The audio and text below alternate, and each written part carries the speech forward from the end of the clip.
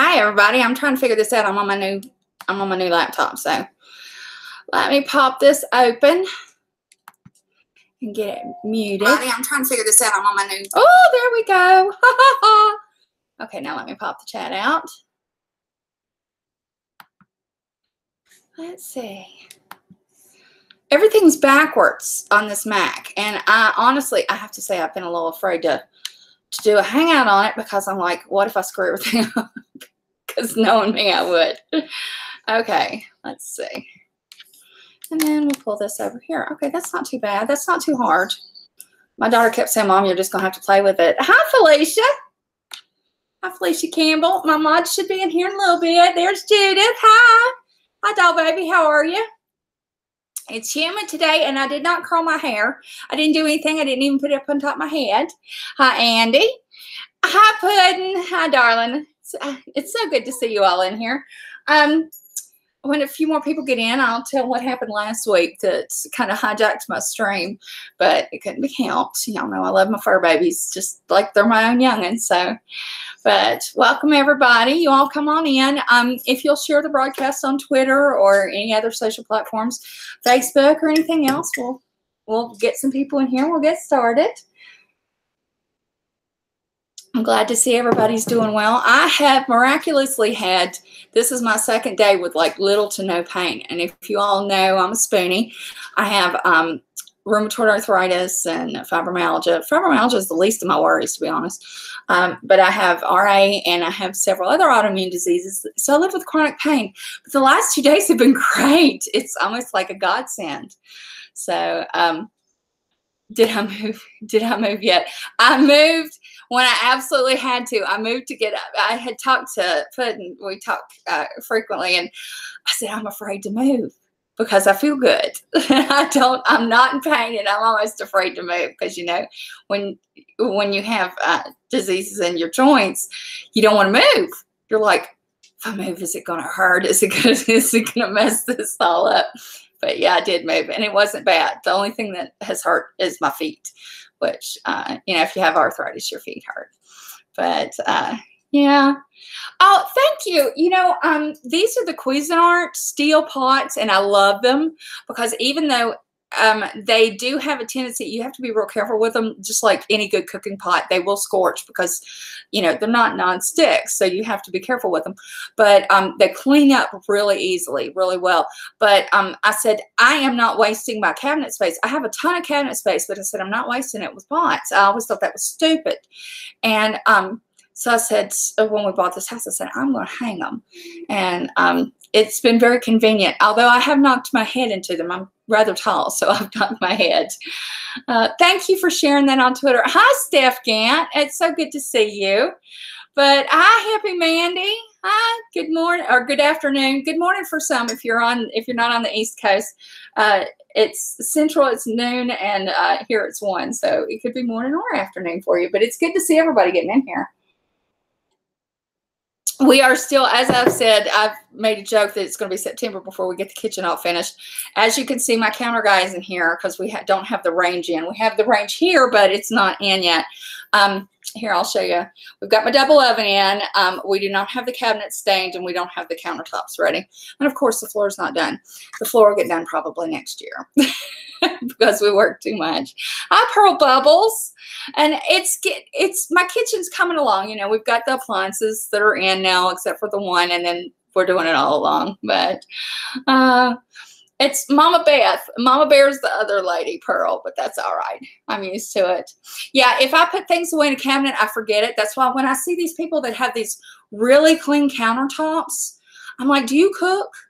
You know, and because like my stuff is, I have knickknacks and doodads and yeah, I'm a doodad collector. There's pretty things. I have everything from Yadros to, you know, different crystals and things. And I like pretty things out my house. It's a lot of dusting to do. But in my kitchen, I have all my stuff out because I'm always cooking something and doing something.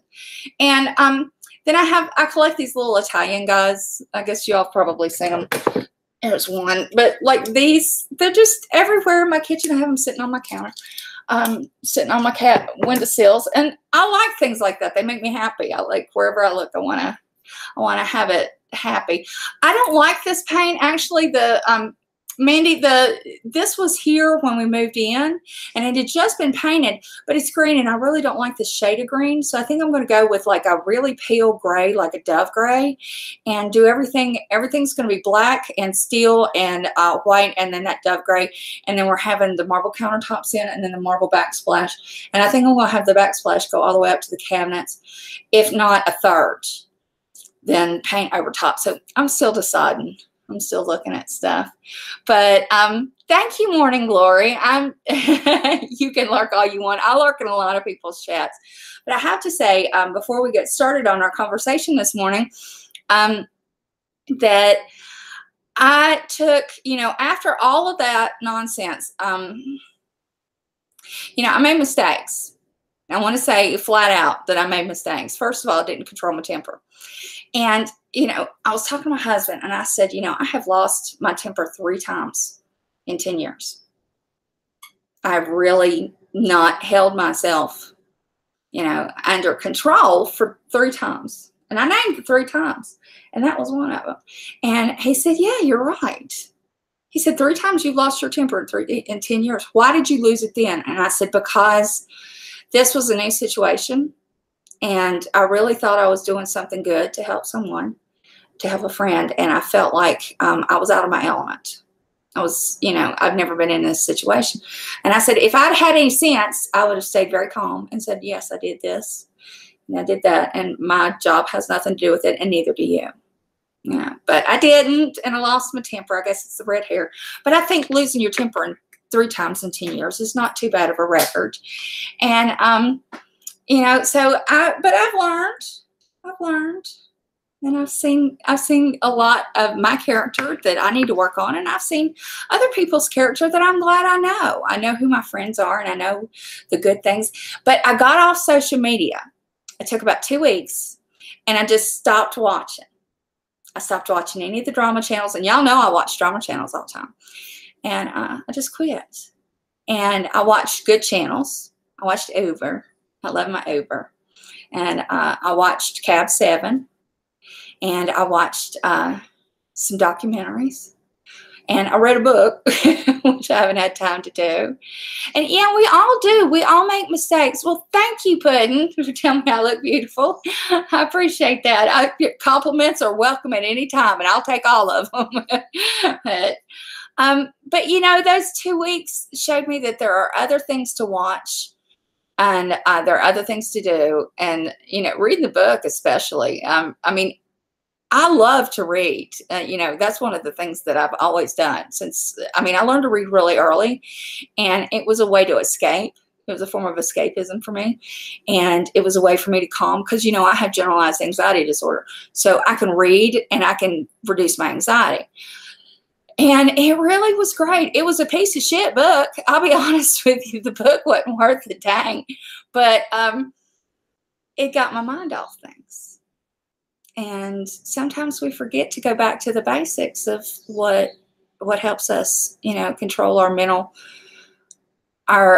state. What helps us calm down. Sorry, I apologize. It's the 2 dogs. I have the door open, but the screen door shut. Boys, if you don't behave, hey, come here.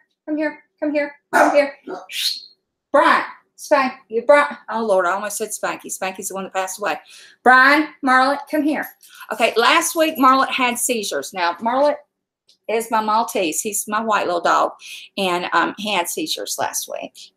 And he scared us. We thought we were going to lose him. He's 17, but they've actually put him on medical marijuana to stop his seizures. Mandy, what did they do to your knee, honey?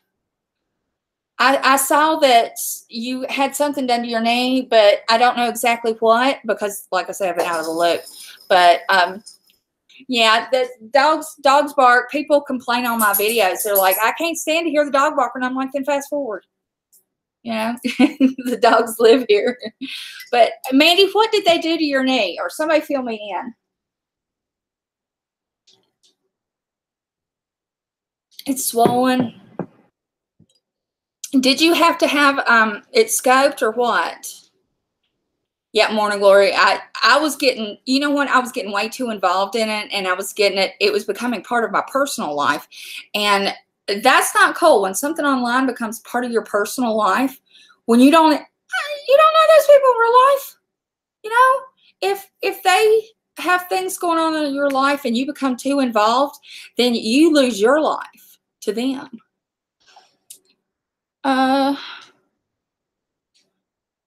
The dog is pushing me, but I'm still hanging on.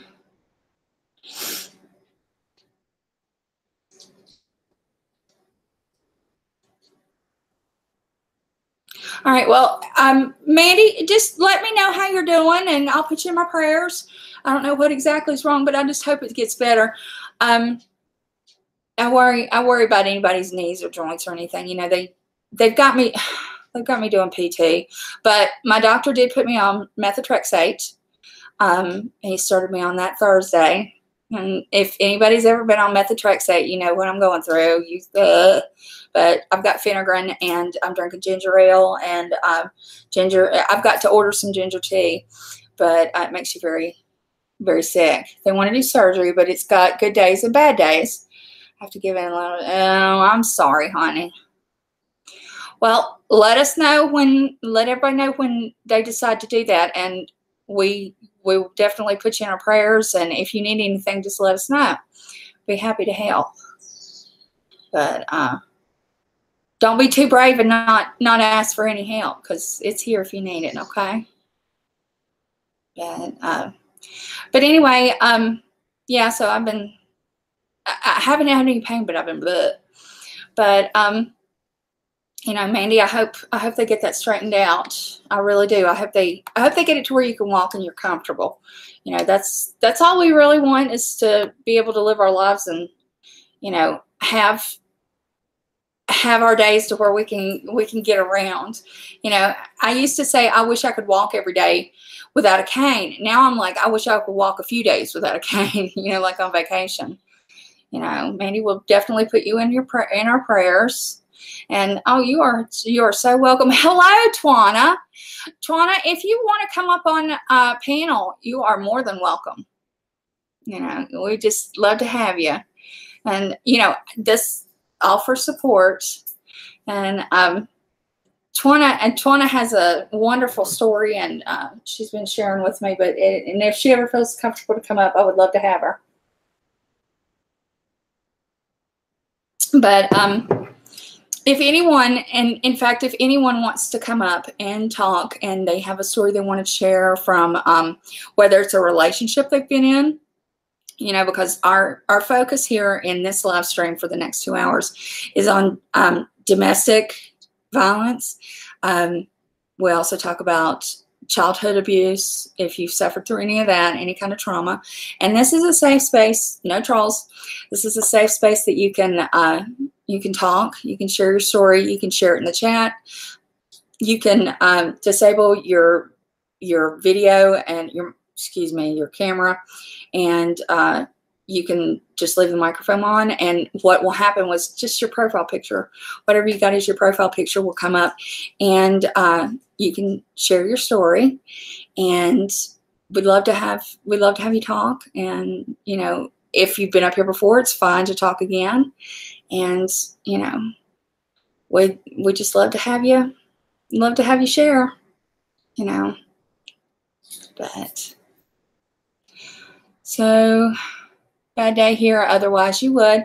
That's totally understandable. You're welcome anytime. You know, you have an open invitation.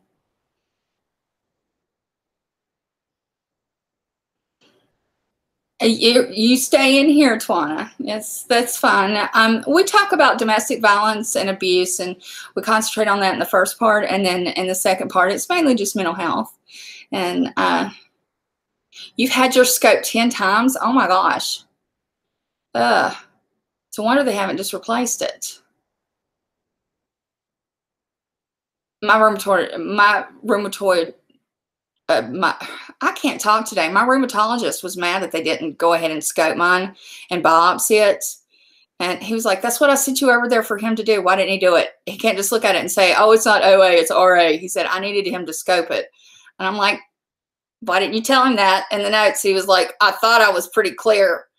I'm like, yeah, I thought so too. But he was like, no, we're just going to say it's RA and we're going to put you on some PT and he's going to start you on some RA meds. And I'm like, yeah, y'all need to communicate better. Yeah. The doctors around here, that's why I went to Cleveland, so they could all communicate. Yeah. My rheumatologist was like kind of spitting nails. I love him though. I have to admit, I really, really like him. Because he's he's no bullshit kind of doctor. I like no bullshit doctors. Don't fancy it up. Don't sugarcoat anything. Don't tell me, oh, it's going to be okay, honey. You don't need to know all this. No, I want to know all the details. I want all the lab work. I want everything in front of me. And that way I know. Yeah, I went through the injections, Judith, the Synvisc. And then there was another Truvisc or something like that. But I did that for a couple years and it was fine until it wasn't. It was like it just stopped all mobility and I had to wait until it like went away. It dissolved. And okay. Well, thank you, Hippie Mandy, for coming in here. And thank you. Yeah. Oh, thank you, sweetheart. I appreciate it.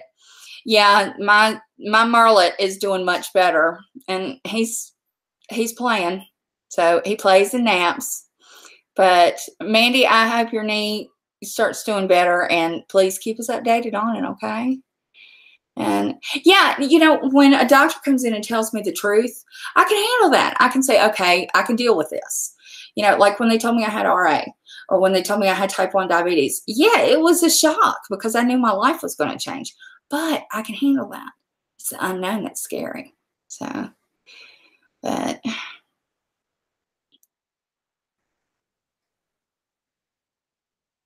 yeah, I am tickled that Marlette is okay. I was really scared. You can ask anybody. I was like, oh my God, I didn't know if we were going to lose him this time or what. But you know, when they get to be 17, you start worrying about, you know, the things that are going on, you know, and he's poor little thing. He's got arthritis, but he still jumps. He's bow-legged. He literally is like this. And when he walks, he looks like he needs spurs on and like little the little what do you call them, little chaps. We joke all the time that every Halloween we're going to dress him as a cowboy because he walks like this. But he's so sweet and he's just our little old man and he's just a little white fluff ball and you know he growls and talks and he thinks he's talking to you but he and Brian get along really well, my wiener, and they lick each other's ears and faces and you know they're just very sweet. Oh, at 18. Oh Lord. Oh, Felicia.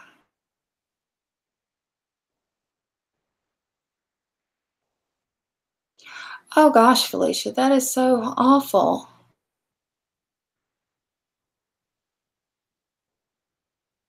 I am very sorry. Have you had any kind of counseling for it? Have you seen anyone? Have you gone to therapy or had any kind of treatment, group counseling?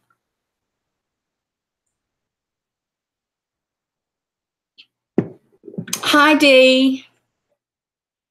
I'm glad you stopped in to say hello. It's good to see you. Dee's a good friend.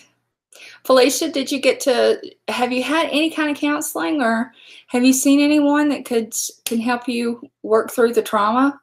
Because there has to be PTSD with that. And I mean, that's a lot to handle.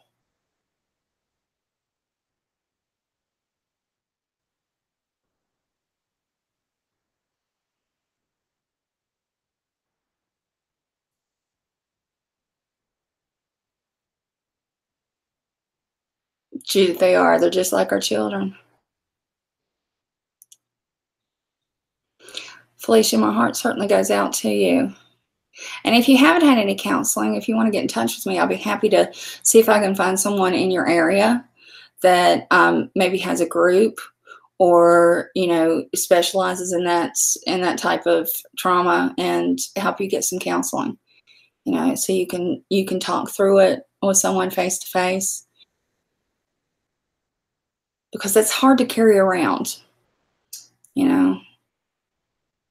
And those wounds take time to heal. Okay, Judith. You can come over here when you're done. You can clean for me. I need vacuuming and dusting. You're in counseling now because of all I went through. I got myself hooked on pain meds and it numbed my emotional pain. So I've been in therapy 9 years now, but I'm also 3 years clean. Excellent. I'm proud of you for getting clean.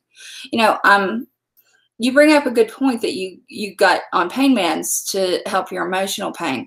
That's one of the things that I really push with people who are, in full addiction. They haven't started recovery yet. We want to find out why they're using. And that's why I think that mental health needs to go directly with rehab, any kind of addiction rehab. If you're using, there's a reason. You're self-medicating. You're trying to numb yourself from some kind of pain. And the fact that you were wise enough to get into rehab, and then do therapy and work on both of those and get clean, that's wonderful. That's what I wish everyone would do, because you don't use drugs if you're a happy-go-lucky person that doesn't have any trauma, right? Oh, God. Pam, I am so sorry. Oh, Pamela, please, if there's anything I can do to help, please let me know. I am so sorry. Pam, if you all haven't seen it, Pam Bozeman's mother passed away last night, and she lost her father 8.5 months ago. Our prayers are with you. Bless you. And our prayers are with you and your family. Hi, Lazy Daisy. Felicia, doing it for your kids. Do it for your kids, but do it for you too. Because if you don't take care of you, who's going to take care of everybody else, right? So you have to be the healthiest you possibly can be. And I'm proud of you for doing that. I really am. Stay in therapy. Whenever you have a weak moment, call your sponsor. I'm just really proud of you for doing that. And Pamela, anything we can do. Lazy Daisy, you do those dishes. I got to do it. Well, actually, no, he did dishes. My husband loaded the dishwasher and did them. I'll have to put them up later. But I'm so glad you're here, Lazy Daisy, and thank you. Thank you for all of your wonderful messages. Pam, I can't imagine losing both parents in that short of a time. And, if you need anything, please, just ask. My DMs are always open. I'm always happy to help, anything I can do. But I would be too. And, and like I say, I don't handle grief well. I follow, when I've lost someone close to me, I just kind of fall apart.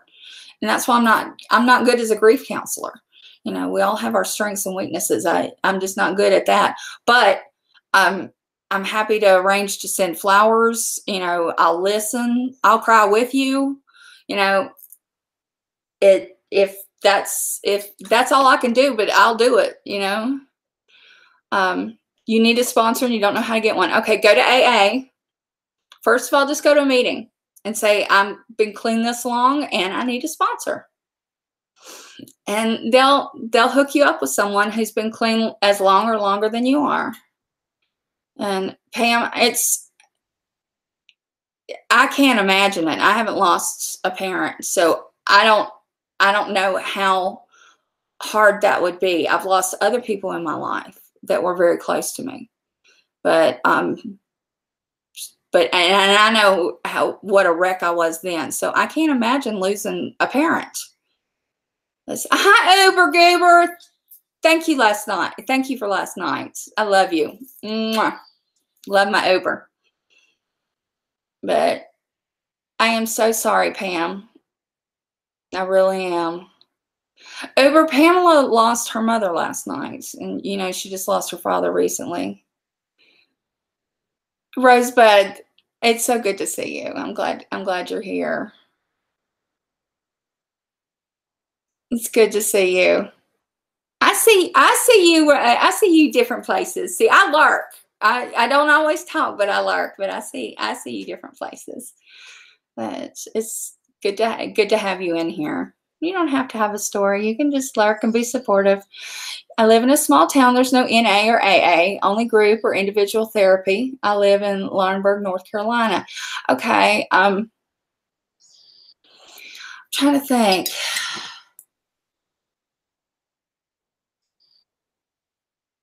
I don't know. Where is Laurinburg near? Now, I'm pretty familiar with North Carolina, but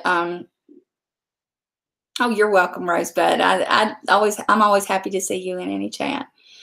Where is Laurinburg located? Are they? I'm having trouble thinking exactly where on the map it is, because I know that there's a lot of AA groups like in Raleigh and Greensboro and Burlington and Mebane. Let's see. Then you go down, there's Winston-Salem, there's Statesville.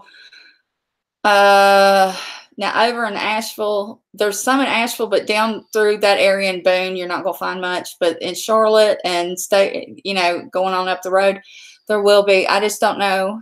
Hi, Liza. I'm not sure where the nearest big city is to you. You may have to drive a little ways to get to an AA meeting. But at least you'll be sober driving, right? If you're going to AA, you know that you should be sober. So, or you may be that it may be that you can get in an online. Like I know there are some groups on Facebook, and you may be able to get on that, Felicia. The guy I went through domestic violence with, I never left. We're still together with 4 kids. Laurinburg is at the bottom near Rockingham. Oh, okay. Then you probably have to go through Charlotte. Rockingham should have AA meetings, but I'm curious, when you went through domestic violence, did you get counseling or is it still continuing?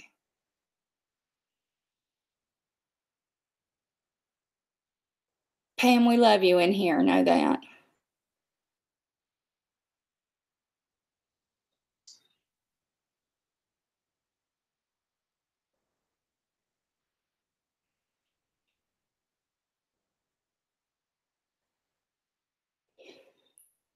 Lily, that's all right. If you didn't have a close connection with your father, then, that's your relationship.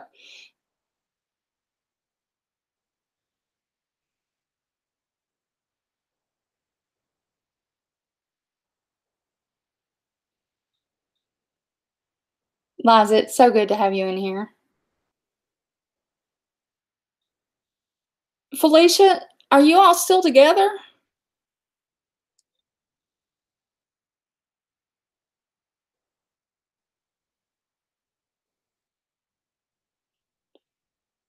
I got lipstick smeared.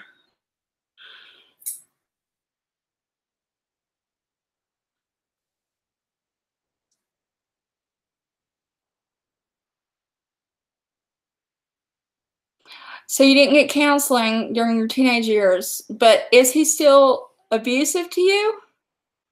That's what I'm wondering. If he was abusive to you then, is he actively abusive to you now?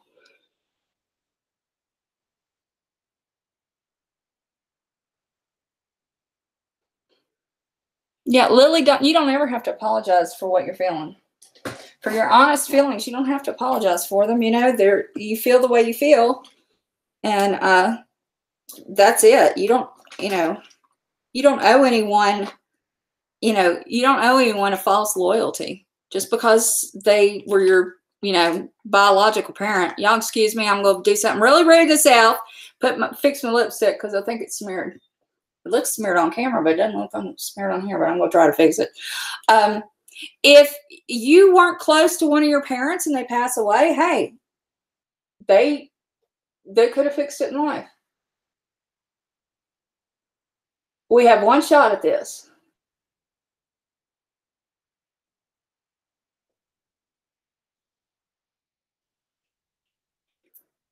And I'm sorry, there are some people that when they pass away, even though I do have trouble with grief, I'm probably not going to cry because I'm going to miss them. I'm probably going to cry because I'm thinking about what could have been. There are a lot of people that I have reached out to and tried to be good to in my life, and they didn't want to do their part. So I said, okay, fine, because I don't force myself on anybody. I'm one of those people that if you like me, you like me. If you don't, you don't. And I'm kind to everybody until you stab me in the back or do something really cruel to me, and then I'll fight back, as we all seen. But it takes a lot to get me mad. And you know, there are people in my life that I'm not going to cry when they die because I'm going to miss them. It's because there were missed opportunities, you know. So, Liza, you don't have to feel, you know, sad because they're dying. But, you know, if you have a close relationship with a parent and, you know, you're mourning, it doesn't matter if you're 15 or 50 or, you know, even older, you know.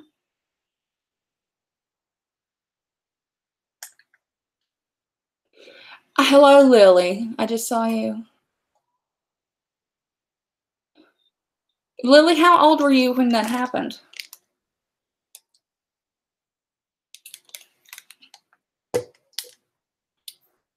Yeah, Rosebud, it's over. You know, and you take the good memories and throw the bad ones away as if you can.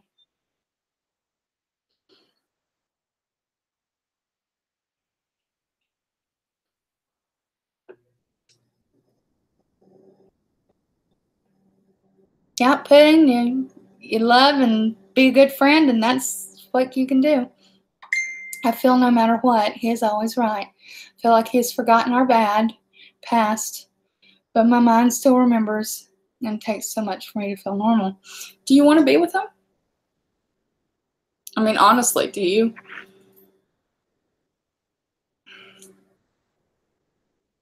I mean, think about it and see what you want. Hang on just a second. I'm getting a text.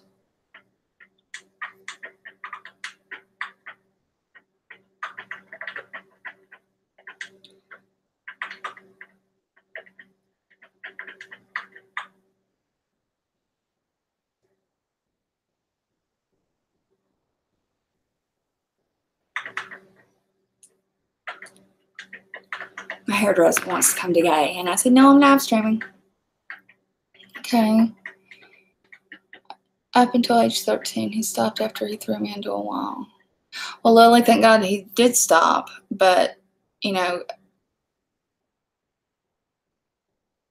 you have to there's a time once you get through counseling that you will be able to set that aside and realize that you didn't do anything to deserve it. First off, it's not your fault.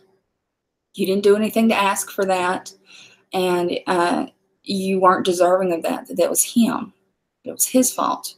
That was his problem, and that he was in the wrong for doing that to you, and that there was nothing you could do to stop it. You could have been any child in the world, and he would have still acted that way. You know, it's hi Scottish. That's the thing with child abuse. When an adult is abusing a child, it has nothing to really do with the child. It just means that the adult needs something to take their anger and their frustration and their cruelty out on. And that's why you see adults, we were talking about a case where the woman had left her boyfriend in charge of taking care of her child. And the child was like 3 years old, and he beat it to death. Now, what could a 3-year-old have done to warrant? I mean, it broke like tons of bones, and I think the child's liver exploded because he was beaten so bad. What could a child, a small child, have done to warrant an adult doing anything like that? Nothing. Absolutely nothing.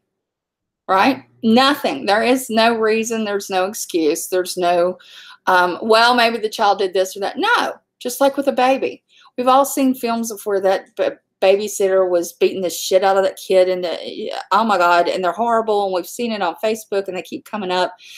And years after it happens, there is no reason for an adult to do that. It's the adult, not the child.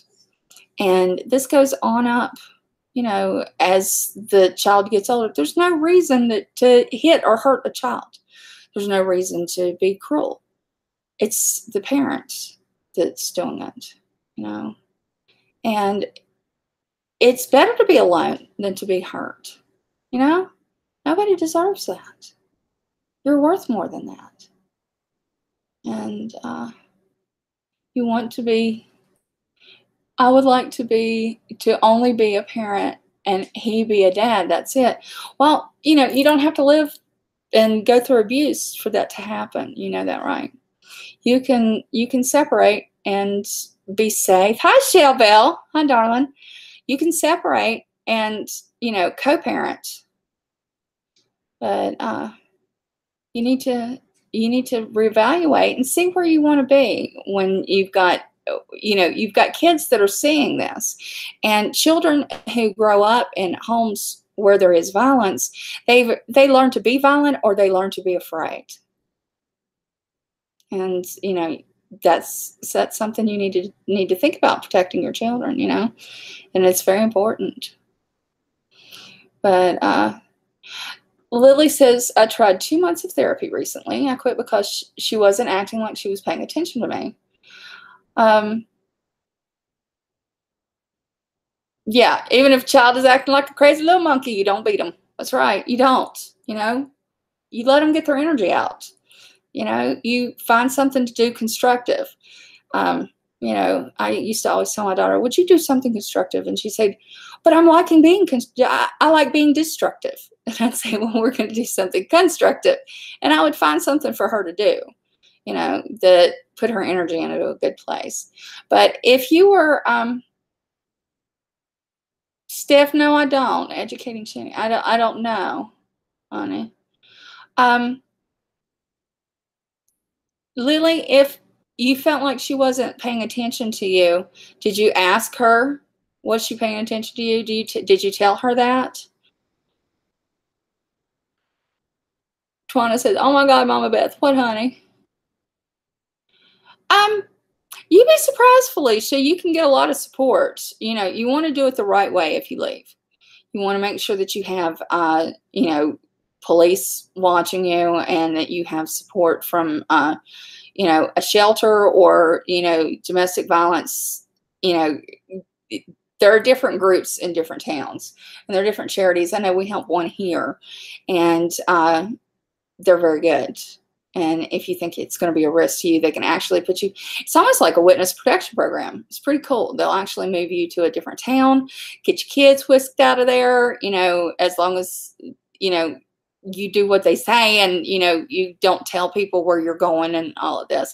But yeah, they can do that until, you know, the separation agreements and all of that. It's pretty cool. But you need to talk to someone. Tawana, what were you saying, honey? You said OMG, and then I'm trying to catch up with the chat. I apologize. He's not physically violent, but I think he's emotionally and mentally abusive at times. Well, honestly, being mentally and emotionally abusive can be harder to deal with. You just have to know his game. You just have to know how he acts and how he reacts, and prepare the kids for it. You know, I wish there was more than I could do. You know, if you want to DM me, we can talk and I can see what resources are available in your area and I'd be happy to help. But, you know, I would have somebody, I almost would rather have somebody slap me than mess with my head, gaslight me. Because that's just, it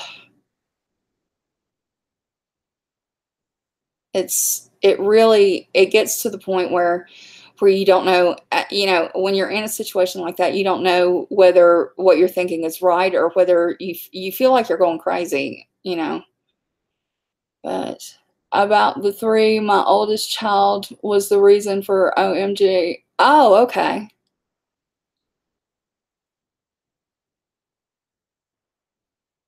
Yeah, the way I feel about it is, you know, we get into situations, but, you know, we can get out.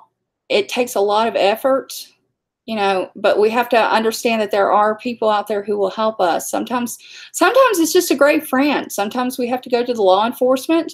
Sometimes, you know, it can be family helping us. Sometimes family didn't help at all. But the thing is, if we look hard enough, there will be someone. I truly believe that. I know when I was in my situation, I had help. I found help in the unlikeliest place, but you know, let me see.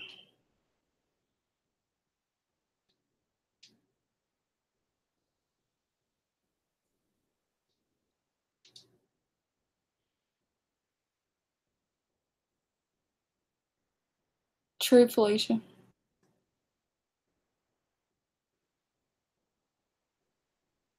Oh, Steph.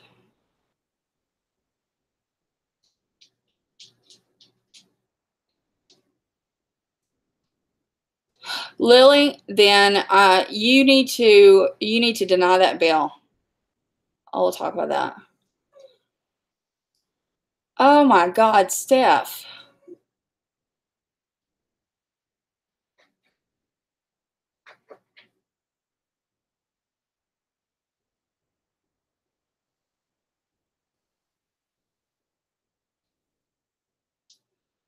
Felicia, this man sounds like he is not someone you want to be with.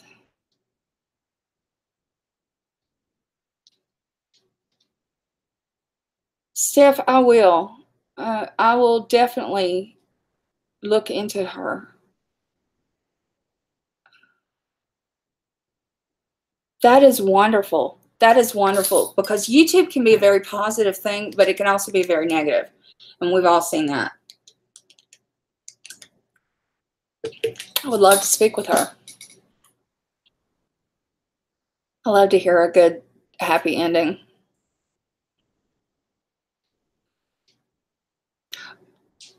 Lily, let me speak to Lily for just a second. Lily, if she told you that she took your insurance and she doesn't, then you can go ahead and put a claim against it and refuse to pay the bill because you had an expectation that she would take your insurance.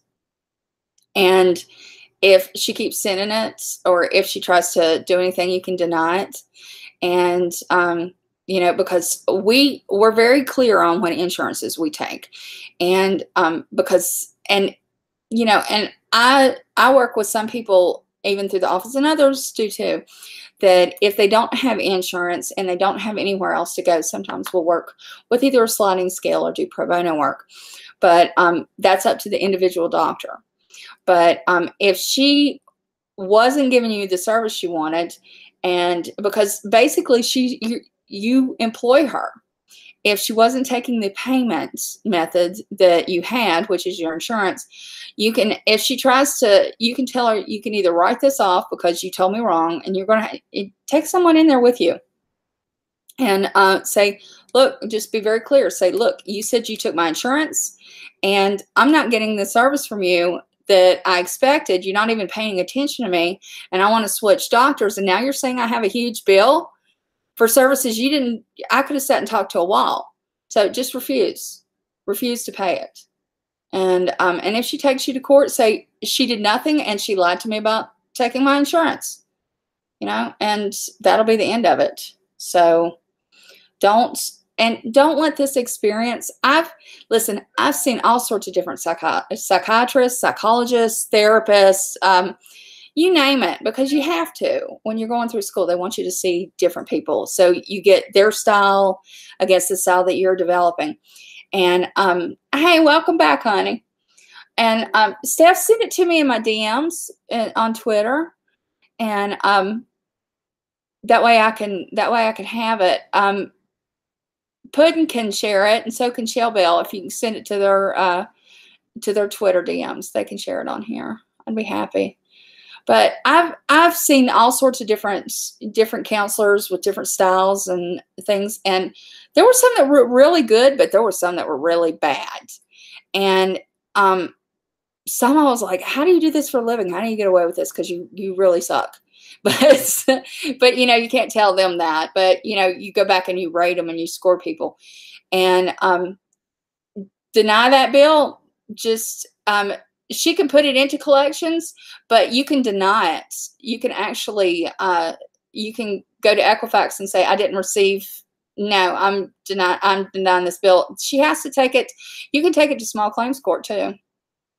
You know, you can say, I'm not paying this bill. I didn't get what I received, and now she's wanting to put it on against my credit. No, absolutely not. So yeah, send it to Michelle on Twitter. But yeah, if it goes to collections, you can deny it. Say, you know, it's a false. It's false. So yeah, you can do that.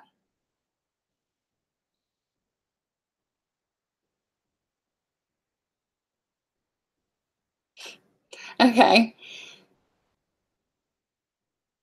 I'll get it, but I can't get it to it now to put it in. Michelle will have to put it in the thing.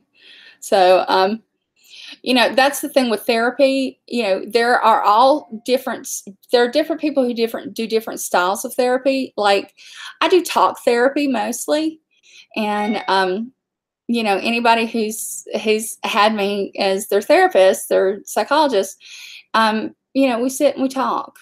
I like to find, I kind of explain it to people that are new, that when you come in, we want, what are your symptoms now? What's going on right now? What are you feeling now? And that's kind of like the bloom. You know, that's the problem that you're having immediately. But then we're going to find the plant, we're going to trace it back, and then we're going to get to the roots of the problem. And once we get the roots all dug out, you know, then you're going to have a hole. You're going to have to fill it up. And I can understand you being a little angry, Lily. And that is very understandable. And you know what? You're going to have to wait, calm down, and the next therapist, hopefully, that you try, and I do hope that you try another therapist. I hope that they treat you gentler, and that they're easier in the way they work with you, and they pay more attention, and they're generally a better therapist, because you deserve that. You know, everybody does. But get you some sleep. You, Liza, you have a fantastic rest, and I hope to see you soon. And considering everything that everyone's going through in this, I hope everyone can keep their head up and manage to have a decent day. You know, if not the most fantastic day in the world, at least have a better one than you did before you were here. You know. I also have a psychiatrist, but he won't talk at all. All he wants to do is give me Xanax and Lexapro. That's what psychiatrists do. They give you the meds. The work's done by the psychologist. You know, and that's what I do.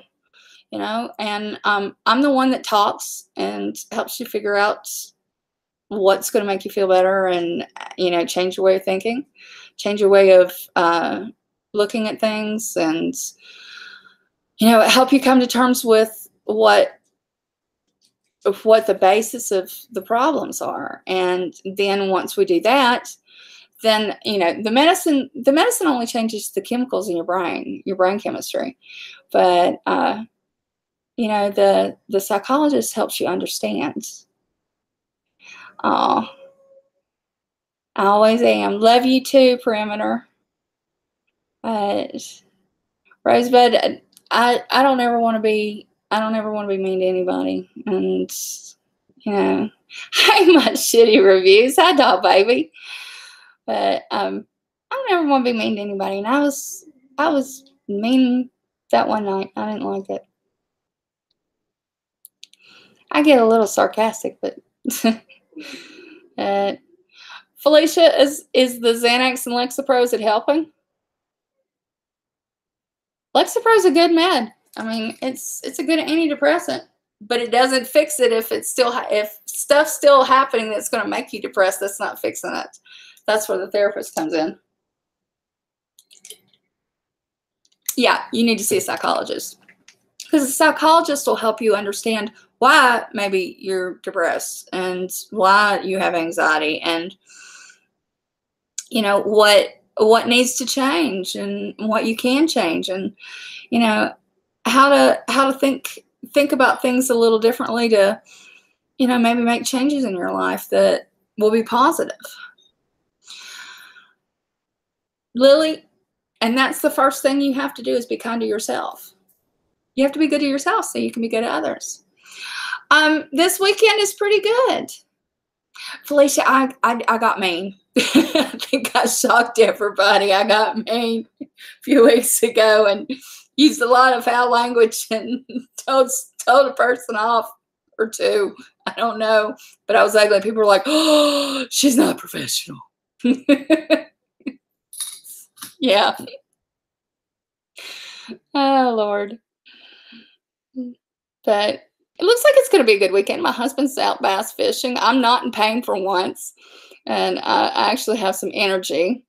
And yeah, I'm getting my hair done tomorrow. Yeah, you have to be really careful with Xanax. I only use it for when I have generalized anxiety disorder, but I only use this, I'm real careful with the Xanax because it's so easy to get addicted to. And I've had it for like 20 years, but I only take it when I absolutely have to, when it's a panic attack. Yeah. Tawana, we have a saying that if you don't cry in therapy, you didn't get to the heart of it. I cry every time.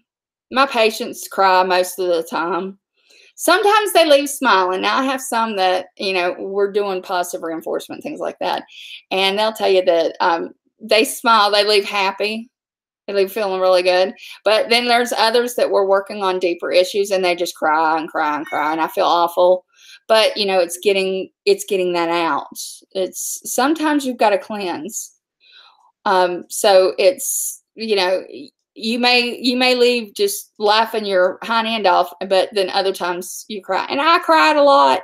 I cry in therapy. So what am I getting done to my hair? I'm just, God keeps putting gray in it and I'm fighting. I may get a little bit trimmed off the end. It's getting really long and it needs the ends trimmed. So, and we're getting ready to go to the beach. So I want my hair to look decent. My light just started flickering. That's weird. There must be boogers in here. You're taking 20+ milligrams of Xanax? Who the hell gave you that? Oh my God. That doctor should lose his license. 20+ milligrams? Are you sure it wasn't 2?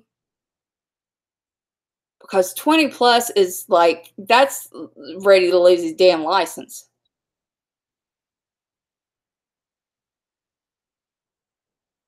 Yeah, you know, that's one of the things, night terrors are, if you take Xanax at night, night terrors don't happen. Yeah, mine, see the gray? I'm starting to look like Bonnie Raitt. I'm doing something stupid and embarrassing, but here goes. I've been pulling my hair out. I don't know. That's called trichotillomania. And I know that because I had a childhood friend whose little sister had it. And she ended up having to wear wigs. And it's a nervous tick, just like biting your nails is. And it has to be treated. You can treat it with some antidepressants. Some people say they have luck with Paxil and Prozac. Not so much Prozac, but Paxil, I think it was. But anti-anxiety medications can sometimes help. But really, it's a learned behavior, and they don't have 100% cure for it. But you know, if you can work to stop, it would be good, because you don't want to lose all your hair. But you know, where's perimeter music? It's, yeah, with 20 milligrams a day, that would be absolutely awful to try to come off of.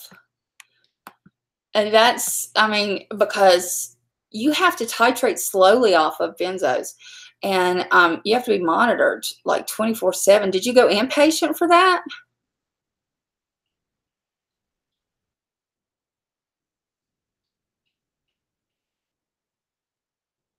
Wait a minute. That doctor needs to be fired, whoever had you on 20+ milligrams a day. Because that is just, oh my God.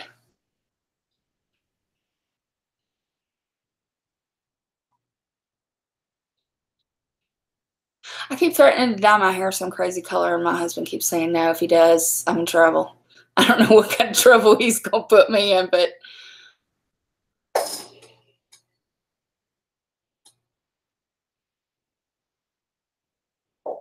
I never saw the link.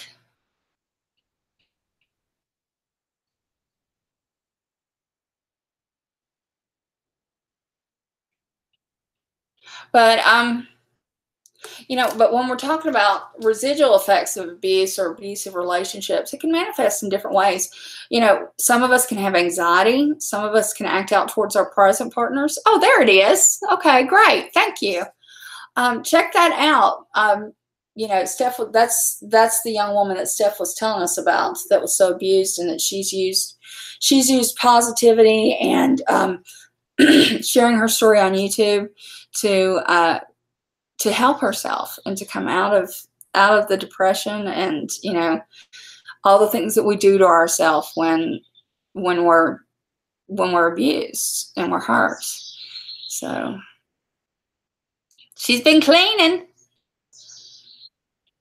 Yeah, it's Xanax is really difficult to come off of, and you really need 24-hour monitoring if you're on any kind of a dose, regular dose. Yeah, and she helps others. That's really honorable. That's wonderful that she's doing that. And I'm going to definitely check her channel out. I just think it's I just think that's a great thing to do. You know, if, you know, in my little short video that I made the other week, you know, I said out of every curse comes a blessing. And this is proof of it, that this young lady has, you know, she's had a horrible time, but yet she's found a blessing in it. She's helping others. She's helping herself, and she's helping others. And if more of us do that, I think it would be really great. You know, we all go through struggles, and we all have times that, you know, we really need help. And sometimes we have to pull ourselves out of that hole, and sometimes, you know, somebody gives us a hand. But either way, it's a story that we should share so we can get others to, you know, have some hope in the future. And she has taken her channel through her whole journey with losing her teeth, and she really does show how the hard truth and horribleness of bulimia, but in a kind of a raw way. You know, and that's important. Eating disorders, you know, affected me and my friends. Of course, we were teens in the 80s, you know, and it was so common. It was almost like if you didn't throw up or starve yourself, you weren't part of the group. You know, everybody did it. Everybody wanted to be super skinny. Nobody was ever skinny enough. I knew girls that were starving themselves, and somebody would make a comment like, well, you still got a fat butt. Your butt's still fat. Your stomach's not flat. And the girls would, like, go throw up non-existent food. I mean, it was just, it was horrible. We treated each other very badly, you know, and our mothers did too. Our mothers were as hard on us as we were on each other. Thank you, Puddin'. No, don't take, whoop. Sorry. There's a dog outside, I guess, that barked. I apologize for the dog. Hey, fellas. Hey, stop. And we have baby birds over our door. Okay. We have baby birds over our door. The daddy birds sees his reflection in the patio door or balcony door, and he keeps coming and hits his beak like every so often against the glass. He's fighting himself. He does this all day, every day. It is the most annoying thing in the world. Okay, Merlet, come here. Merlet, come here. Come here. Come here. Come here. Yeah, come here. We're not barking outside anymore. Where's your buddy? Brian, come here. I'll shut him up for a little bit. Yeah, they want some nubbins.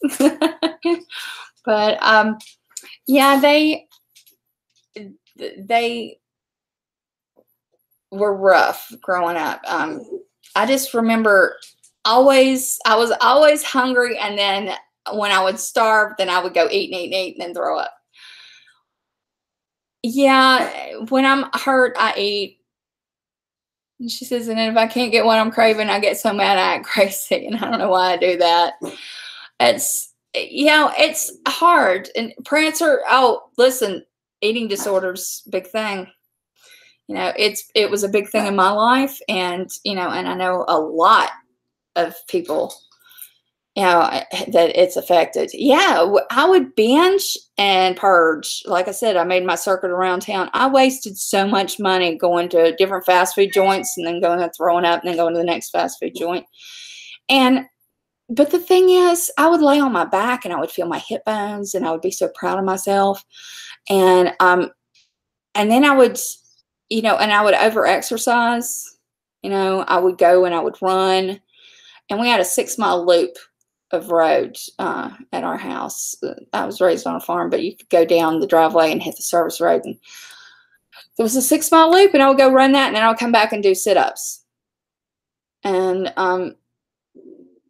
we all did it, and all of us in the same little clique did it together. We all threw up, and we would cover for each other, and we were all in the same dance class and twirled together and did all that stuff. So we hit it. And I can remember, my mom would fill my plate up and I had to eat it, but then I would go directly to the bathroom and throw it up, and I could throw it up quiet. You would never know that I was in there throwing up. And I was proud of that. I mean, and my mom would be like, yeah, she just goes to the bathroom so she doesn't have to do the dishes. Well, I'd come back out. You never could tell that I'd been, what I'd been doing. I'd come out and I'd clean the dishes up, do the dishes, clean the kitchen. And nobody was any the wiser. And I remember about 10:30, 11 o'clock, I'd be starving. And I'd go drink a big bunch of water. And you never did it with anyone, just the dog. Yeah, and you get good at it. See, I was taught by one of my friends, and then it was like it was a secret, but we all shared it. And I remember one of my friend's little sisters. She was, I don't know, she always felt less than because her sisters were twins and they were real popular and they were like cheerleaders, and they had good grades and everything. And I think their little sister just kind of felt left behind, and she ended up having to be hospitalized because she was so skinny. I mean, she got like really skinny, and they put her in the hospital for a while, which was good. She needed it. There were a lot of us they could have put in the hospital, but you lived on Diet Coke. Yep, Diet Coke and unsweetened iced tea. And if I started to get like dizzy, I would drink sweet iced tea, so I could have just a little bit of sugar, but not too much. And I remember Hardee's was the only place I would drink iced tea from, because back then they were the only ones with good iced tea. And then, it's just crazy. And I remember eating ice. The things that we did, lemon and ice. And I remember, and Hardee's was the place that you went for ice, because they had the little ice that chewed best. And yeah, and I mean, who thinks of which place has the best ice to chew? That makes no sense. In a rational mind, it makes no sense. But it made sense back then. And But I never felt pretty. Even at my prom, I was like, I should have been thinner. I should have been skinnier. You know, I never, you know, when I looked in the mirror, I looked for flaws. And I see pictures of myself now, back then, and I'm like, I was so pretty. I was so pretty, and I was not fat at all. Why did I think I was so fat? And why wasn't I happy with myself? I see pictures of myself now, I'm like, whoa, I look good. But I have a different outlook on myself. And that's what I try to teach others to do. Look in the mirror and find your best features. You know, don't look for flaws. And I do that with the teenage girls. I'll put them in front of the mirror. I'll say, what do you see? And they always come back with, well, this could be better and that could be better. And well, that's why I say, and you know this, Puddin', that's why I say get in front of a mirror. Say, I love this about myself, and I love that about myself. And, you know, we need that validation. It's hard, you know, especially when, you know, remember in the 80s, everybody wanted to be Brooke Shields and, you know, have a flat ass and bushy eyebrows. And, you know, it's hard, you know, and I had some really, you know, I think I was pretty grown up. I mean, I always, you know, I look back now, I'm like, I was pretty. And I have friends that, you know, some of them were just absolutely beautiful. Yet we all thought we were ugly. We always thought we needed this or bigger that or smaller this, or, you know, we always wanted bigger boobs and smaller waists and flatter butts and all this. Now it's all different. And, you know, but the girls still don't see themselves as being good enough. Good Puddin'. Everyone should do that, you know, especially if you've been raised in an environment where your parents told you you weren't good enough, or you've been abused and felt like you aren't worthy. You know, and you need to do it in a positive manner instead of a negative. Look in a mirror and say, I like who I am. And, you know, that's why people say plastic surgery is so bad. Oh, don't get this done. Don't get that done. God, love what God made you. Well, sometimes it's hard. If you've been made fun of for, say, your nose all your life, or your anything, like for having too much chin or too little chin, and I'm just coming up with stuff off the top of my head, and you want to get it fixed, and you've got the money to do it, go do it. Go do it. If that's what helps make you happy, do it. You know, I am not against plastic surgery at all, because there are, hi Pie Cutie, there are so many people that are unhappy with themselves because of the way they've been treated. And get happy, do whatever it takes to be happy with yourself. I was helped so much when I became an animal advocate. Seeing all the abuse of poor animals made me start fighting for them. It took the focus off myself. I no longer obsess over food, it's animals.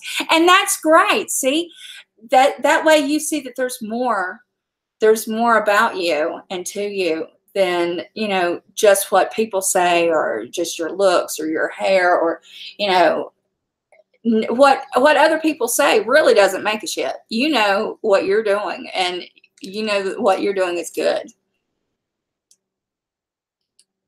And that's why I always say, and this has been going around for decades, it's not what they call you, it's what you answer to.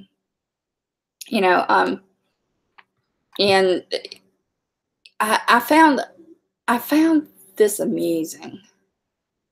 Did you all notice that when everybody was coming at me, everybody was demanding to see my ID? They were demanding to see my licensure. They were demanding to see my personal information. But they had no right to it. They weren't my patients. They were nobody to me. They were strangers on the internet. They were demanding it. Just like people were demanding to see other things from other people. And it's nobody's business. You don't have to prove yourself to others. You know who you are. Just like my job knows who I am. Just like Prancer knows what she does for a living. Shell Bell knows what kind of a person she is and what wonderful mother she is. Scottish Sharon knows who she is. Pie Cutie knows who she is. Prancer. Hi, everyone's critic. We know who we are in our lives. And if we're happy with ourselves and the people around us are happy, then that's what counts. That's what counts. There are always going to be people who are going to be detractors. They're going to tell us that that they don't believe us or we're not good enough. And no matter how much proof or, whatever we put out to them, they're never going to believe it because they don't want to believe it, because they want to try to make themselves feel better by making us feel worse. So what we have to do is rise above it. We have to rise above all of that and say, I am worthy. I am who I am, and I'm proud of who I am. And, it's a beautiful, freeing thing when you realize that you don't answer to anyone except your family, your spouse, your friends, your children, people at work. But other than that, no, you don't. You don't have to answer to anyone as long as you're doing the right thing. You might have to answer to the law, but, oh, Shell's got her house clean. Yeah, Scottish, that was what the all caps. And, my husband and I were like, look at this. These people who don't know me, don't live anywhere near me, are writing in all caps, we demand to see your credentials and this and this and this. And I said, who are they? They're not paying my bills. They're not hiring me. They're not my patients. They think a lot of themselves. Talk about entitlements.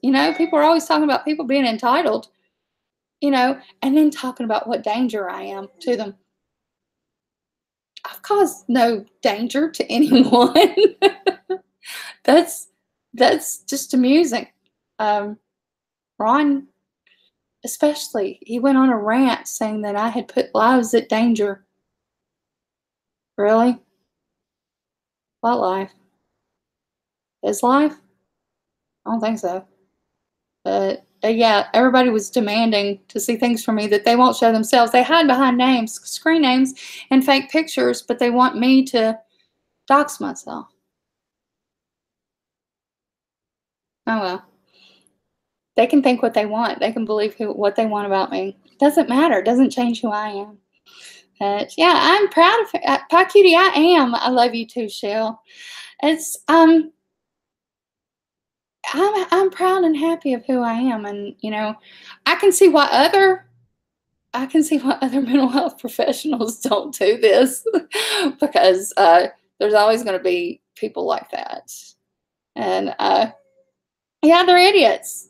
And I actually had some fake psychologists try to pretend that they knew what they were talking about and didn't know.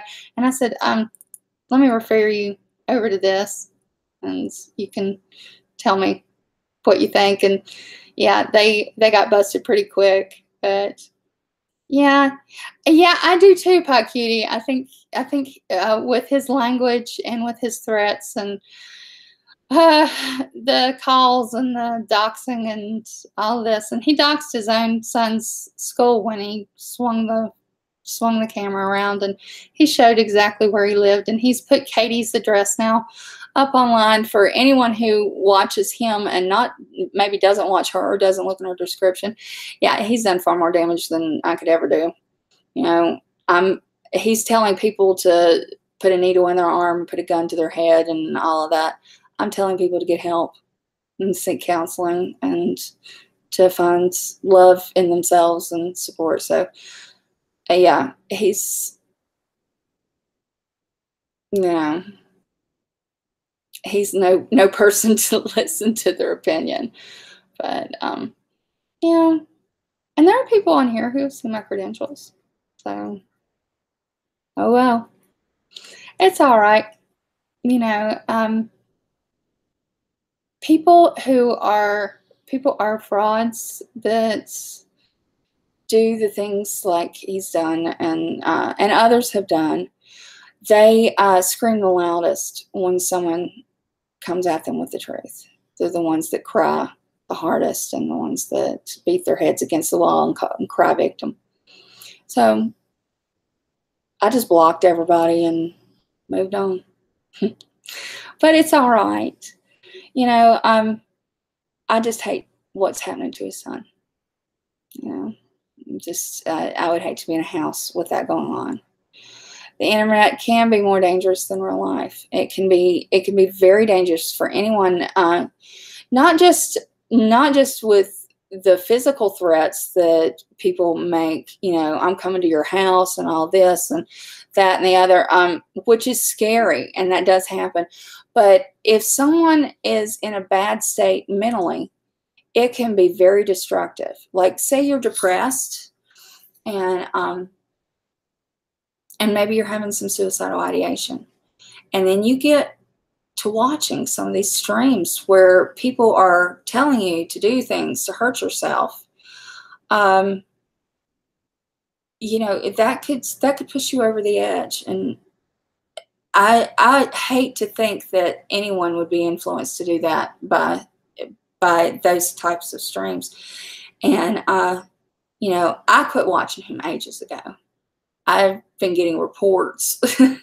I've been getting DMs and texts about what's going on, but there are too many people who are struggling and looking to find peace and help and hope. What's my professional experience with gabapentin? My psychiatrist prescribed it to help with my anxiety. Oh, okay. Well, it does work for that. It also works for distal neuropathy. When I actually have taken it when my diabetes was really, really out of control. I was having burning on the bottom of my feet, and I was having and my pinkies are still numb, but it helped with that. But also one of the things that it does is it helps with anxiety. Now, it will make you. It didn't me, but it has other people. And one of the side effects is it will make you drowsy. It is classified alongside narcotics, and it is, you cannot drive on it. Do not drive on it. It will make you fall. I'll tell you that. You do not want to drive after taking it. You do not want to go downstairs.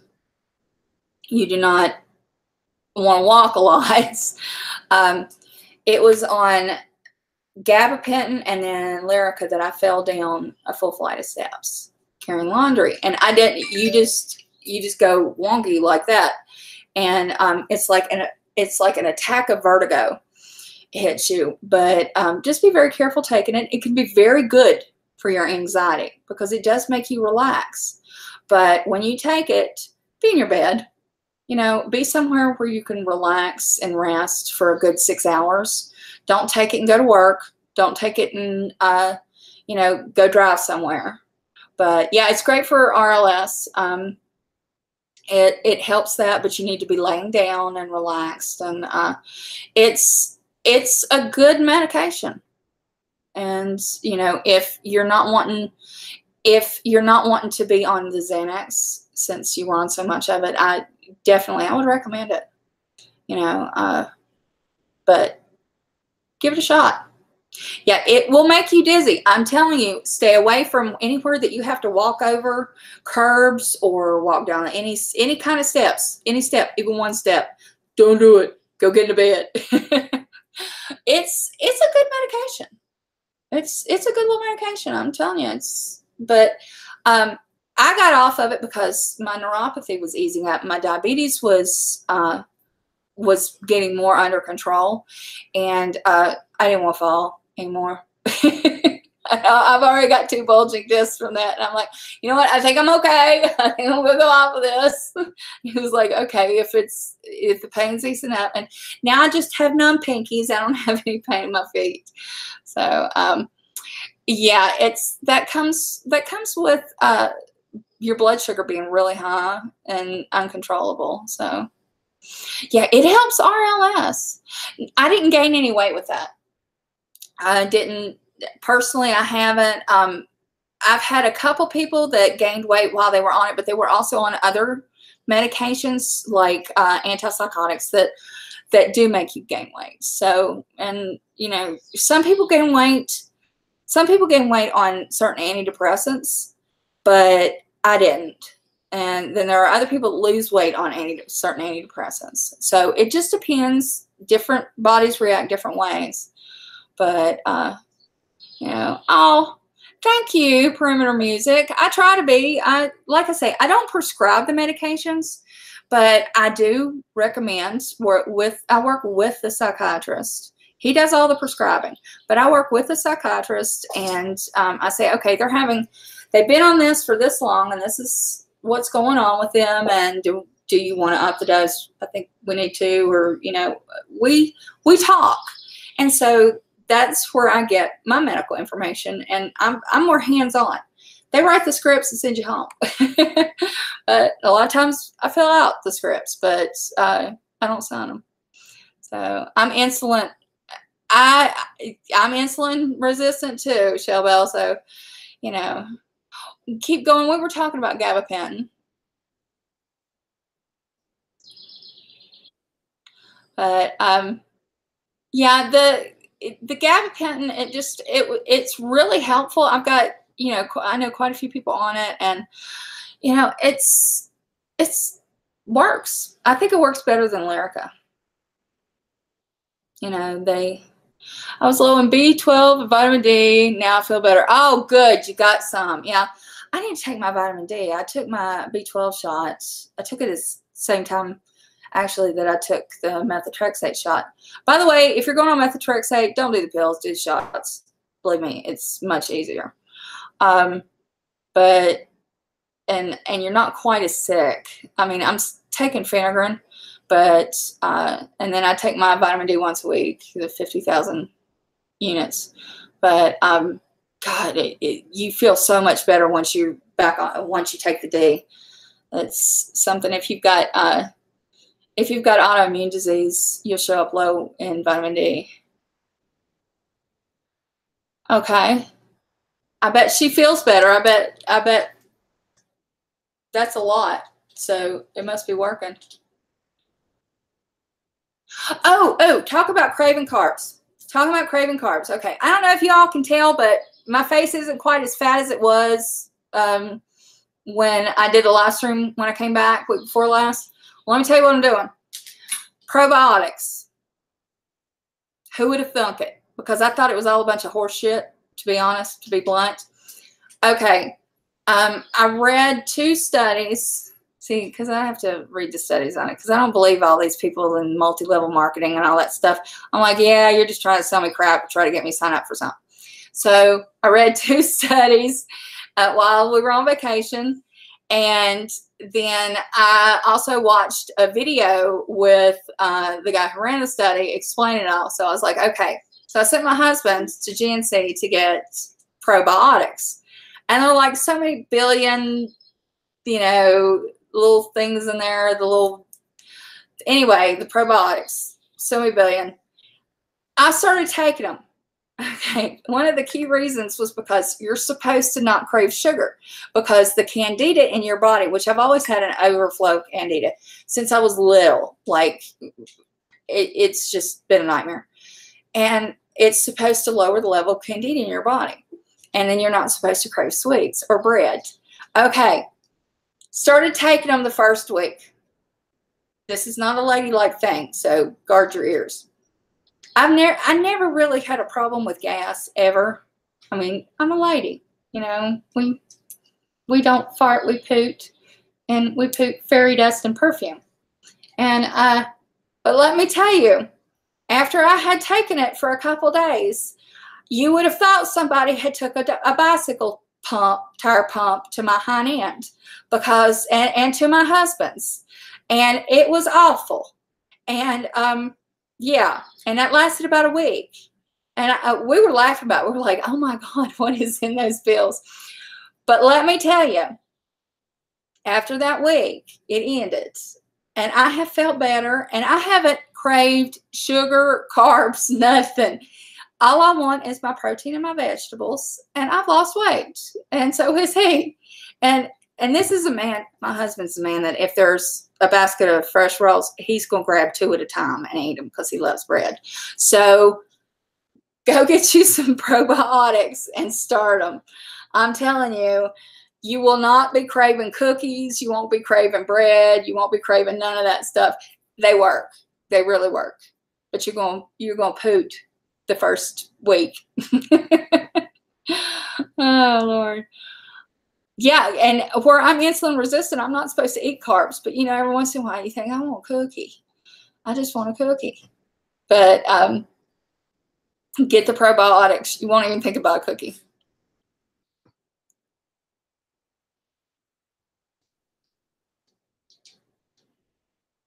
Yeah, you know what? If you start, there's this app, a Calorie King, that I have on my phone, and it tells you how much carbs are in everything. It'll make you cry. Can you tell that my face? Thank you. I was like, my face looks thinner. Oh my God, it looks thinner. anytime anything looks thinner on me, I'm like, oh my God. Oh. It's over 200 pounds. It's like 220 pounds now. So I don't know. I just want to be skinny. We're going to the beach at the end, near the end of the month, because it's our anniversary. And so we're going, get this. We're going to Outer Banks, but we're going all the way down to Topsail Beach. I said, I'm going to get my picture taken with the sign going, woo! But yeah, I feel lighter. And I'm not as swollen right now, too. So it's good. Oh, thank you. Thank y'all. I appreciate it. Y'all are so sweet. But I'm not going to feel so skinny when I get my that bathing suit. But I'm going to the beach, damn it. Because it was raining last time, so we had to go west. But, you know, so we're going east this time. I'm getting my toes in some sand. But yeah, get the Calorie King if you all want to keep up with your carbs. Oh, how much did I lose?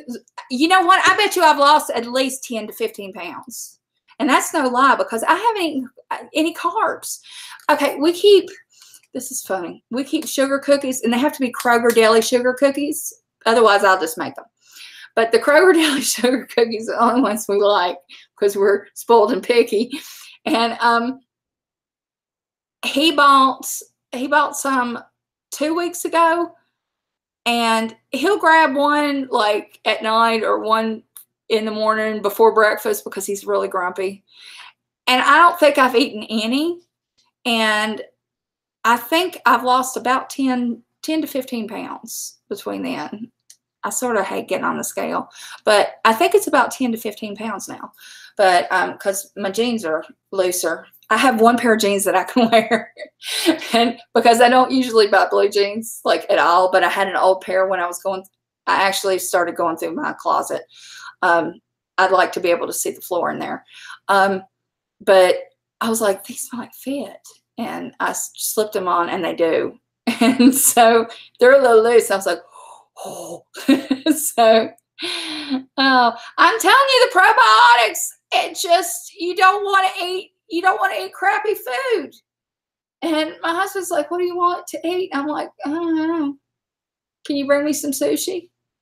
He's like, really, again? I'm like, yeah, I don't want any of that bread and stuff.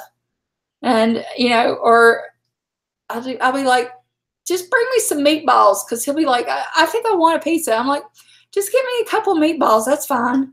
And that's, oh, I wore this in support of everybody who got beat up for crocheting. I crochet until my hands got to where they wouldn't.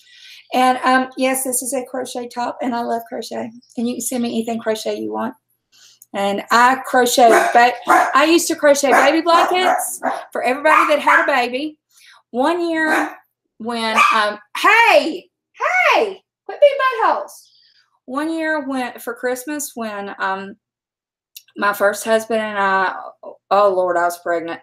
And we had next to no money, and I bought yarn.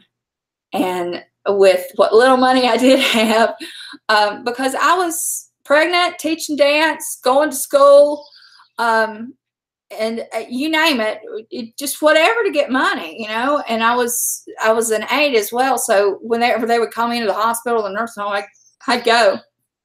But we had his brother, 33 kids, brother, wife, 33 kids, his stepmother, his sister, her daughter and son, and my parents and my brother. And I crocheted everybody a scarf. And it took me 6 hours. I timed it. I had it timed down. I could do a scarf in 6 hours. And I mean, I made it down to the last penny. If I hadn't been able to crochet, nobody would have gotten Christmas presents because we didn't have the money. And I could buy yarn cheaper than I could anything. And so, you know, when I see things, and I have crocheted Afghans that were from my great aunt that she made just for me, and the colors that I picked out, mauve, pale pink, and white, and it's in a zigzag pattern. And I think about all the love that went into that, and the different Afghans that I've made. Like I've made Afghans for my dad and different people, and my brother used to always get me to crochet him like little socks for him to wear the house because his feet were always cold. And I would make myself some and he would steal them. So I just started making them for him. And so, yeah, it's a talent. And anybody that says crocheting is ugly or unattractive or anything like that, they're wrong. Because let me tell you, I'm proud of everything I've ever made, and I'm proud of everything that has ever been given to me.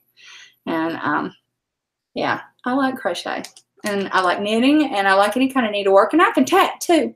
And I have some tatted pieces upstairs that are over 200 years old that were passed down in my family. And I like needlework. Your aunt crochets a lot of stuff. It's pretty neat. You know, there are some stitches that my great aunt taught me how to crochet, and there were some stitches that were so intricate I never could get. She knew how to do them. She would start it out with a regular 3-pull stitch, and then she'd turn it inside out and go upside down with it. And she would make the prettiest pillows and things, and she gave them away. And she would make presents for people. Yeah, I do. I tat, and I haven't done it in a long time. My shuttles are upstairs, but yeah, she taught me how to do that too, and how I can do the lace. And I want to learn how to do Belgian lace, where it's over the pillows and you throw the spools. But when I was in Belgium, I saw the ladies doing that when I lived there, and I was like, oh my God, I need to learn how to do that. And I actually bought some and brought it back for my parents. But yeah, I want to learn how to do Belgian lace rather. But yeah, I can tat. Yeah, you know what? I never use patterns, and that was one of the things that I used to self-soothe. You know, like when I was upset, I would either read or I would do needlework, and I never used a pattern. Even with cross stitch, I would go by their patterns, but then I'd get bored with it and I'd go do my own thing. And sometimes it turned out much prettier than the originals. But and I like to do tapestry, and I haven't done that in a long time. I don't have the equipment to do it. But I don't know. I was always just fascinated with that. Yes, I've latch hooked. And in fact, the first thing I ever latch hooked, I think I was 10, and my best friend gave me a latch hook kit for a rug, and just did it. I don't use patterns when I crochet. I don't use patterns when I do anything. I just kind of wing it. But that's the way my great aunt did. She was like, now if you're going to do, except for with quilts. Now when she would quilt, she would use patterns. And I have some of her quilts too. And they're beautiful. They are absolutely beautiful. Oh, crewel work. Yeah. And I've done a little bit of that. Not a lot. But do y'all remember candle wicking? Did anybody ever candle wick? My grandmother, my dad's mom, the one that's still alive, she candle wicked an entire bedspread. An entire freaking bedspread. I'm like, holy crap. And then I think she gave it to my cousin for her wedding. But she's got candle wick pillows and all this stuff. I'm like, I want that one of these days, because I would rather have something that somebody made than something that they bought and had in their house. You know, like I just think that's so cool. But you quilt too. I have 2 tops I need to quilt, but I don't have a frame. You know what? One of my earliest memories at my granny's house, she's the one that's still with us, was my great aunt having the quilt frame over top of the big dining room table. Now, this dining room table has 2 leaves in it, so you can imagine how huge it is. And it's in their big dining room. And the quilt frame was over the whole dining room table. They took the chairs and put them to the outside of the wall. But and it's a great big farmhouse. But I can remember my great aunt, and my granny would help, but she wasn't the quilter. My great aunt was.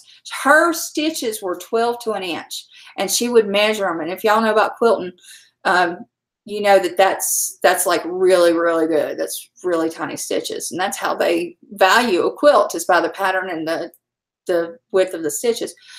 And I can remember her just doing that and watching her for hours and hours, and thinking how much that must hurt her back. But oh, that was, and it was like in the middle of winter, because they lived on a farm, of course, and it would be in the middle of winter. And yeah, she would do that. And then when she got tired of that, then she'd sit down, she'd crochet. She was always busy. She was always busy. But her quilts were beautiful, and she would do different patterns. She would find different patterns, and I would help her cut them out. And I had somewhere, there's a quilt sampler that I did, and she helped me. I cut out. I had to do it all by myself. She helped me. I did it when I was about 7. I think I was 7 years old, and I had to cut out all the pieces. And it was just a simple pattern, but it was about this big, and I was so proud of that. But and interesting, the things that you learn as a child, and you know. But you know, those are the things that kept me active and kept me busy. Because remember, I have ADHD, so I needed something to keep me going. But oh, quilt shows, I love. There are all sorts of fairs and quilt shows, and the Amish. My parents go up to Ohio. And they go to the big quilt show, and they buy them. I have one they gave me when I got one of my degrees. But it's all white. Well, actually, it's cream. It's the palest cream that you can get before it's white. And it's the pattern, the stitching pattern is what, it's like, it's king size, and it's all white, which is great for me with 2 dogs. But it's all white, and it's stitched in white, but when you hold it up, you can see this beautiful pattern with all the birds and everything. And I'm like, this is nice, but what am I going to do with it? But it was a fortune. You know, the Amish, they ain't cheap, but it cost a fortune. But yeah, it's in the linen closet, because I can't put that on the bed. Can you just see one of my dogs rolling on it and having a big, you know, just slightly brown stain, or somebody sneezing on it, or the dog walking.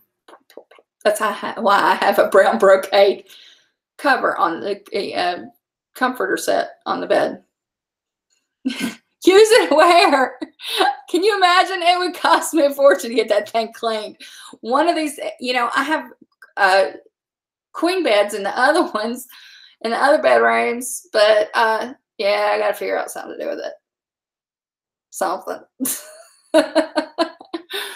But usually, normally I like to use all my stuff. But you make ceramic and porcelain dolls? Oh. I buy the quilt squares to make pillows. See, that's a good way to do it. And I go, oh, did you make that? Yes, I did. I would love to have, okay, There was back when my first husband and I were first married. We went to New Orleans and they had this shop where you could get dolls made. Like they had the porcelain faces and you picked out the eye and the hair color. He had one, and my eyes are kind of green, and well, they're like sea green. And he had a doll made in old fashioned clothes with my eyes and my hair color, and that thing creeped me the hell out. I have to say, that was the creepiest thing I've ever seen. I kept thinking it was going to come to life, and Madeline actually smashed it. She was like, "No, not my mommy." I was like, "Okay." But I love the ceramic dolls. I don't like the only dolls that creep me out are those newborn dolls that like are flexible and they look real. They look creepy to me. But I love porcelain dolls with the ringlets and the hair and the really pretty outfits. And I love porcelain pieces like the shoe. I have so many shoes and I love them. Yeah, my first husband, yeah, he was like surprised, and I'm like, but yeah, my daughter didn't like it. She's like, "Not my mommy." Yeah, those newborn dolls, they are just they're weird. They and there's a Facebook group. In fact, one of the girls that's in the group that I mentored, she joined me out to it. She said, "You're gonna freak out." And those people are fanatic. They really get into it, and they name them and they dress them and they change their clothes and they apparently take them out for walks. I don't understand that. Get a dog. Get a dog or a cat. Diet with teeth. Oh, I just now saw it. Diet with teeth. Dogs mess it up. Yeah, it would be just my luck that as soon as I did that, my mother, who doesn't come visit me and I don't visit her, she would show up at my door and demand to see, "Where is that quilt I bought you?" Because it wouldn't be the first time that she's done something like that. Yeah, people carry them around and they are just weird. That is just odd. And I mean, what do you want somebody to come and go, "Oh, what a cute dead baby"? That is creepy. Creepy, creepy. Mm. Yeah, they look dead. Oh, I've seen ones that look like they have them that are stillborns, and I'm just like, "You are gross. You people are gross." Yeah, yeah. Well, had it in the car, busted the door out, busted the window out. Crazy, crazy. It, it's those dolls that it's the dolls that they make that look like real newborns. They're ugly like newborns. You know, no, but it's very rare you see a pretty newborn. You know, their heads are all squished because they came out. They all look like, and so they get them and they dress them in real clothes, and oh my God, they're creepy. They even have, you know, the little tiny little fingernails, and yeah, it's odd. And they bake them and then paint them. It's very weird. Very weird. But whatever floats your boat.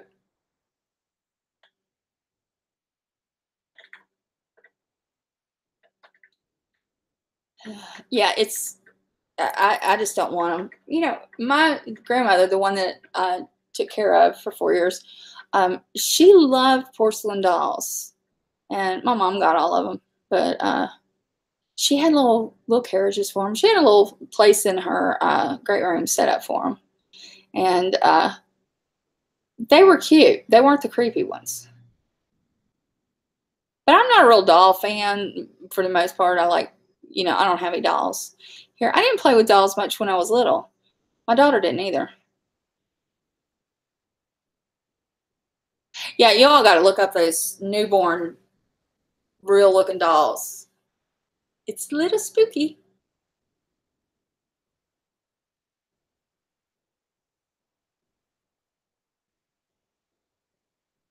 You know, when my grandmother that I took care of, when she got into the later stages of Alzheimer's, she always had her baby with her. And she loved it. She loved that baby. It's so, I'm on my new computer and this is so different. Like even where the time is. Yeah, my Didi, she thought it was a real baby and she talked to it. And, you know, like when I would come in the morning to wake her up and I would wash her face and hands, I had to wash the baby's face and hands. And I just thought that was so sweet. And, you know, I think with Alzheimer's, we kind of revert to our childhood state in a lot of ways. And, you know, I see a lot of that. I miss my grandmother. I miss her a lot. You have China faces on your walls, so my daughter freaked out about that. I used to have, in my dance studio, I had the drama faces, one happy, one sad, until a kid complained that they scared him.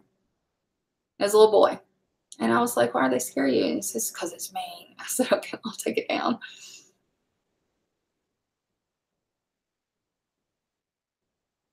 It's funny what scare kids. Some kids will never notice and other kids will be terrified of it.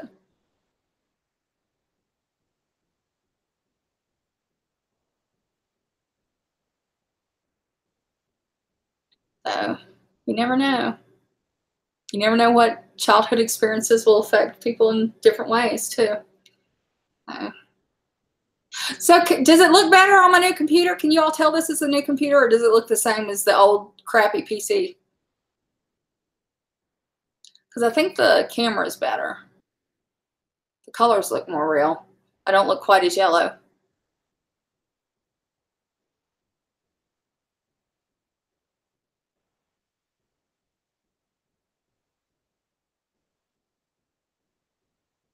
Does? Oh, good. I'm glad. Yay. Well, it should, for what it cost my husband. It was a gift, thank God. Yeah. You know, I miss my grandmother. I miss the smell of her perfume. I miss hearing her, and this is weird. I'll dream about her calling my voice or calling my name. I'll dream about her voice calling my name. And I'll wake up and I'll call for her because, you know, that was, I'll call, I'm up, because in the first thing in the morning, if she woke up before I do, she would holler for me. And because her bedroom was just across the hall. And I'll wake up and be hearing her. It's funny. It aggravated me after so many years. I'd be like, oh, just let me sleep. But now I'd give anything to hear that again. Thank you. It's not as yellow. Good, because I was getting tired of that. But I'm glad it's clearer. Yeah, he got me this one because the other one was just falling apart. Now I got to figure out how to use this because it's a Mac and everything's backwards.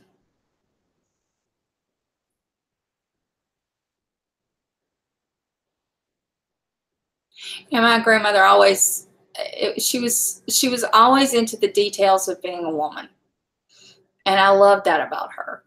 You know, like even when I was little, had to have my hair curled, combed and curled, fixed in ponytails when it was long, when I was little. When you got out of the bath and dried off, you used bath powder. You know, this was before I was old enough to use deodorant, but I still got powdered. I remember thinking, Mom doesn't do that.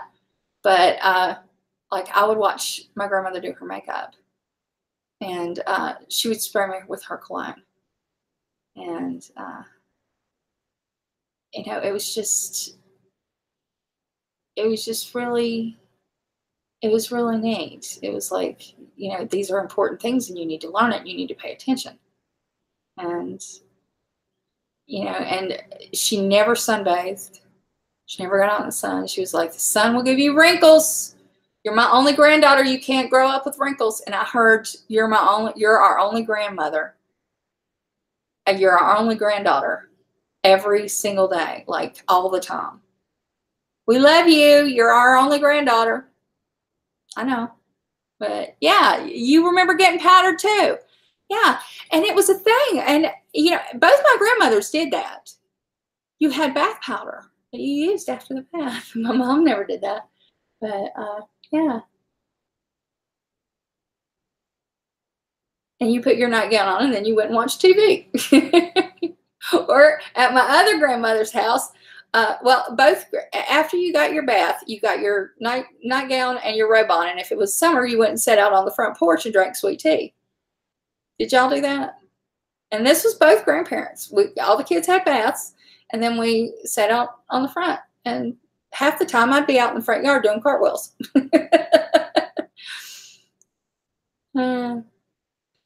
And then they'd have to wash my feet. When I came in, they'd be like, come on, we'll wash your feet. And I had to go in the bathtub, stand in the bathtub while Granny washed my feet or Dee Dee washed my feet.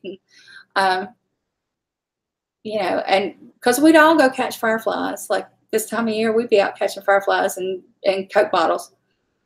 And my grandmother had one called Most Precious. She ordered from somewhere. Avon. I know exactly what that is. My grandmother ordered it from Avon. Do you remember all the perfume bottles that were made like little ladies? Like the old-fashioned little ladies with umbrellas? And I don't think they ever used the perfume in them because it stunk. But they would have those sitting in the bathroom. Do you remember those? Because that was like the thing. You have Avon over there? Yeah, we have Avon. I don't buy it, but Avon was big in the 70s and 80s. Yeah, we have Avon. Yeah, but she would give us ice cream and the other would teach me how to cook. Yeah, but which both of mine taught me how to cook, but both of them also taught me how to shop. Oh. Avon was a huge thing. Let me tell you, Avon had the biggest marketing shtick. I'm telling you. They had all of these perfume bottles, and they're collectible now. But it was like everybody had them in their bathroom. It was like a thing. Did you get yours? Yes, I got mine. And they weren't cheap, but they had the shittiest perfume in them. No, Avon is a U.S. thing. It's Avon worldwide is now. Yeah, they do have good lotions. And let me tell you, their skin's so soft, will keep mosquitoes off forever. But if you've got a kid going to Camp Lejeune, you send them with all the skin so soft that you can load up on. But do you all remember back in the 80s when they had that cranberry glass? It was a dish set. It was China, and they had everything from the candelabras. Yeah, Footworks is good too. They had the candelabras. They had the plates. It was an entire service set, and you could only buy one thing at 1 month. They had one thing a month. Do y'all remember that? I have the entire set. That's one of the things that I inherited. And it turns out it's worth some money now. But she bought every piece, so many, you know, you could get like the dinner plate. Well, she bought service for 8. She left it to me. So I've got it. I don't know that I'll ever use it. As you see, my china hutch is full of cookie jars. And I've got so much shit to put away. But yeah, so I have her service for 8. One day my daughter will. And she's going to look at me and go, Mom, really? I'm going, yes. It's different. It's unusual. But yeah, Avon has some cool stuff. That Skin-A-New, I was using it for a while. It worked pretty good. But Steph, where are you? Are you in the UK? Skin So Soft is awesome. And you know, they were selling like lingerie and stuff like that. I think I bought a couple of 90s from them. You're in England. Okay, yeah. I bought a couple of 90s. They lasted forever. I mean, forever. It was great. I was like, shoot. And then they quit doing it. And I was like, oh, you're paying. Oh, honey. sending you prayers and pain relief. Twana, oh, I hope it eases up. Go take something and lay down. And love you, honey. I've missed you too. Send me your number, okay? Love you, hon. Everybody say goodbye to Twana. And you know what? It's time for me to take a break, and I'd like everyone to go potty and get a snack and get you a drink. And I will be back on here. I love you all, and I'll be back on here in a couple hours, or in an hour, and we'll be on and we talk about there. And we could just talk about all sorts of stuff. I'll let you all lead the chat. Okay, I like it when it's like that. But to everyone that's here, just to set your alarm, come back in an hour, and I'll announce it on Twitter as well. And I think my boys need to go outside. But thank you, everyone. Love everybody. Mwah. I love you, and you love you, and I will see you in an hour, okay? Bye.